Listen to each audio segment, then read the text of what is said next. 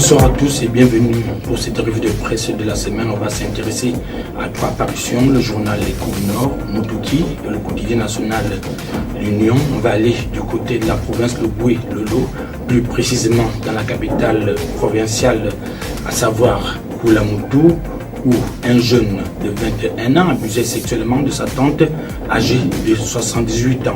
On va parler également de ce fait insolite avec cette ministre déléguée qui s'est déshabillée complètement en tenue d'Adam et Ève devant un opérateur économique. Tout cela est à lire et à voir dans cette revue de presse. Le journal L'Écho du Nord, en ouverture de cette revue de presse de la semaine avec la rubrique Faits divers, à la page 2, le 18 avril dernier, Alain Djali, l'aide de camp de Jean Ping, a été présenté devant le juge pour y répondre des différents chefs d'accusation qui pèsent sur lui, port illégal d'armes à feu et détention de son ancienne carte militaire. D'après l'auteur de cet article, la justice gabonaise ignorait que cet ancien soldat est parti de l'armée de son gré après avoir démissionné en 2016 en charge d'une personnalité importante en la personne de Jean Ping. Ce dernier possède une autorisation de port d'armes en bonne et due forme. Il assure la protection de Jean Ping depuis le temps où celui-ci était ministre des Affaires étrangères. Ce jour-là, donc celui de son arrestation, il faisait les courses avec son épouse dans un hypermarché. Il a été appréhendé, lui et son épouse, par les éléments de la Direction générale des recherches. S'en suivra une fouille à son domicile. Une arme et des munitions en blanc auraient été trouvées lors de cette fouille aux yeux d'un observateur averti qui s'avérait légal. Il rejoint ainsi d'autres compatriotes arbitrairement emprisonnés depuis juillet et août 2016. L'Union, de son côté, parle d'une tentative de viol à Koulamoutou. Ce jeune homme que vous apercevez, nommé Achille Alouko, a été surpris nu dans la chambre de sa propre tante de 78 ans. Le mardi 18 avril dernier, les faits se déroulent au quartier ménage de Koulamoutou. Il est environ 19h. La vieille Émilienne est endormie dans sa chambre lorsqu'elle est soudainement réveillée par une présence humaine. Elle sent un poids s'exercer sur son corps. Prise de panique, la septuagénaire se met à hurler au point d'attirer l'attention de la maisonnée. Sieur Achille Alouko est retrouvé en tenue d'Adam aux côtés de sa tante de 78 ans. Il sera accueilli tel un fruit et conduit dans un commissariat. Aujourd'hui, il médite sur son sort à la prison centrale de Koulamoutou. Moutouki parle des pluies diluviennes à Libreville et multiplication des inondations.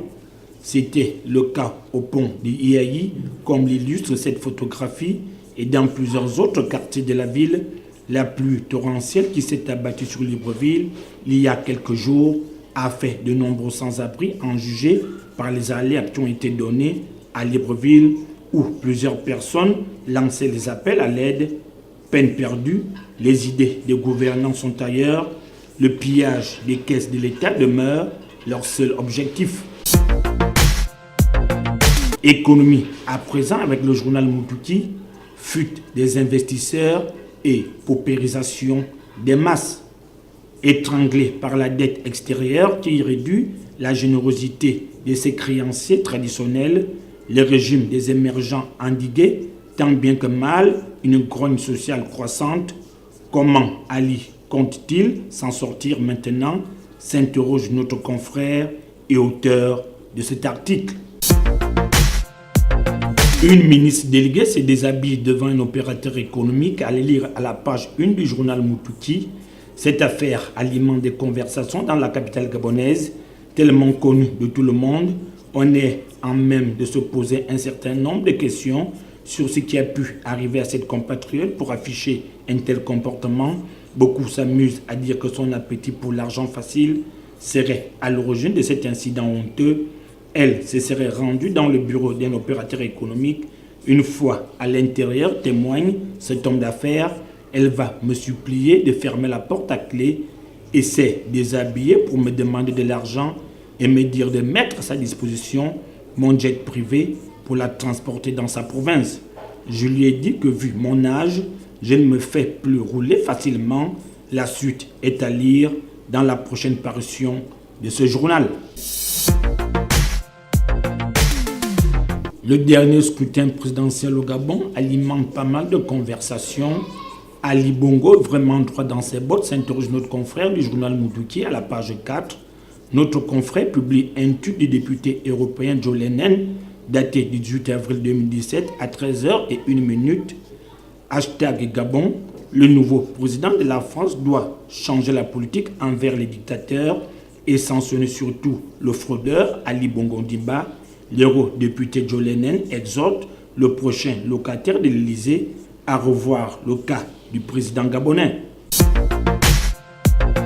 Le Côte du Nord, à la page politique, le coup ultime du Mogabo.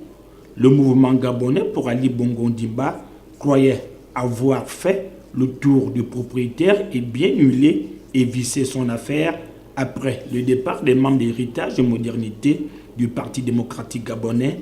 Mais ces animateurs se sont aperçus qu'il restait sur leur chemin un écueil et pas les moindres. Marie-Madeleine Bourantou, pourquoi le Mogabo cherche à faire tomber troisième, s'interroge notre confrère. Tout simplement parce que dans la stratégie des prises de pouvoir de ces phalanges qui ont tissé leur toile autour de Boa, troisième est un obstacle qui ne permettrait pas l'accomplissement de leur dessein. Sport à présent avec le quotidien national L'Union, à lire à la dernière page, les U17 gabonais en mise au vert au Maroc depuis quelques jours. Ils préparent la CAN de cette catégorie qui débute le 14 mai prochain, intergabonaise.